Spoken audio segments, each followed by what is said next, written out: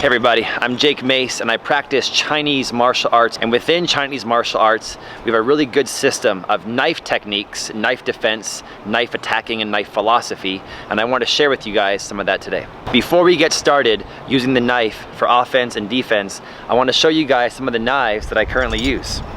One is a great knife. It's a training knife. I think everybody should have a knife like this that's made of resin or plastic that won't kill or cut your opponent, but allows you to train safely and intensely and get some really good self-defense abilities and attacking abilities with the knife without anybody dying. Within the Chinese style of martial arts like Kung Fu, we have daggers and knives like this. These are pretty traditional and used by a lot of Kung Fu practitioners for performances and training. They look kind of fake, but they're very common. So I have a custom pair of the same style of knife or dagger that I've used over the years, and this one is very nice quality. It could be sharpened with an edge on it, but this pair I leave dull so I can still practice with it without anybody getting cut or injured. Lastly, I do a ton of hiking in the wilderness, a lot of backpacking, and whenever I do my backpacking I don't bring a gun, but I do always bring a knife, and this is the one I bring with me. This one is sharpened, and it's the kind of knife that you would see like a Navy SEAL using. It's only sharp on one side, and it's a nice handle, nice rubberized textile handle that you can grip nicely. So I would suggest, if you guys have an interest in knife fighting and being proficient in the use of a knife, get a lot of different kinds of knives and daggers, different sizes, different weights, different styles, and be proficient in attacking, defending, and throwing all the different styles of knives.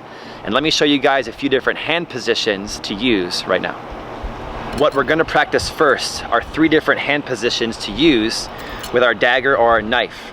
And I want you guys to get one that's dull so that while we're practicing, you don't cut yourself. Okay, we'll go to the sharp ones later on. For the first hand position, I want you to hold the knife in a comfortable outward position, the thumb on top and the fingers underneath. And this will be a nice position we'll use later on in this series, you'll watch coming up. And I want you to take your index finger and put it in front of the handle just like this.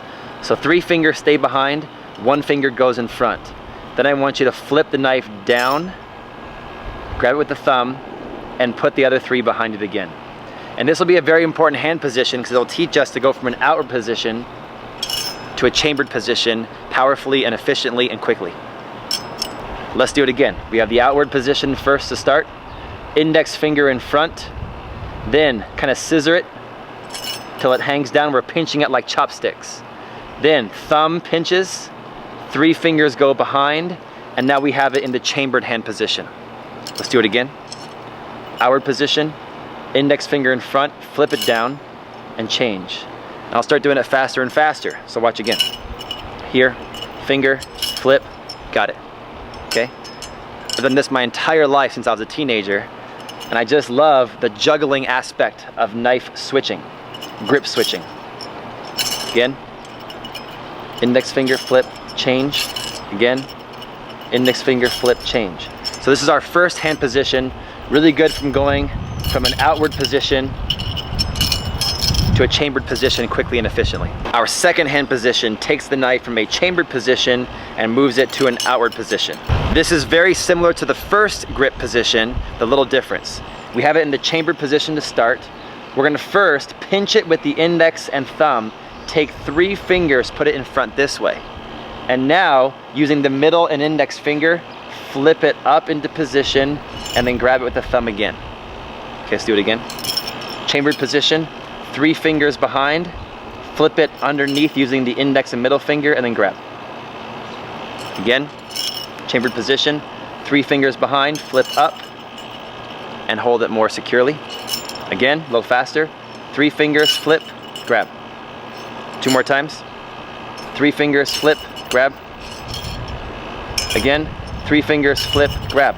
So now, between the first grip position and the second grip position, we can go from outward to chambered, return back to outward, without ever taking our hand off the knife. You could also flip it around this way, okay? You can flip it this way, but that way you have to take your hand off the knife. It's risky, okay? This way, we always have our hand on the knife, more secure, we're more solid, we're more defended. The third grip position for this series will involve rotating the knife underneath into the outward position, then rotating it back down into the chambered position.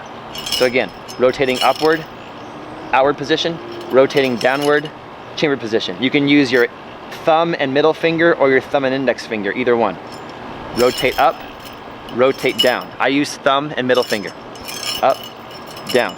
This is also effective, it's also fast. The Chinese daggers always have this extra ring on the side with rings inside the ring. So if the daggers were on your belt, they had ribbons attached, they can use the ribbon and throw it at somebody quickly, or they can even use the finger for rotating. A lot of knives don't have that. So if your knife does not have that ring, it's even easier to do this change. Rotate up, rotate down. Practice all 3 of these techniques at least 1,000 times today, and then do it 1,000 times tomorrow until you're very proficient at it.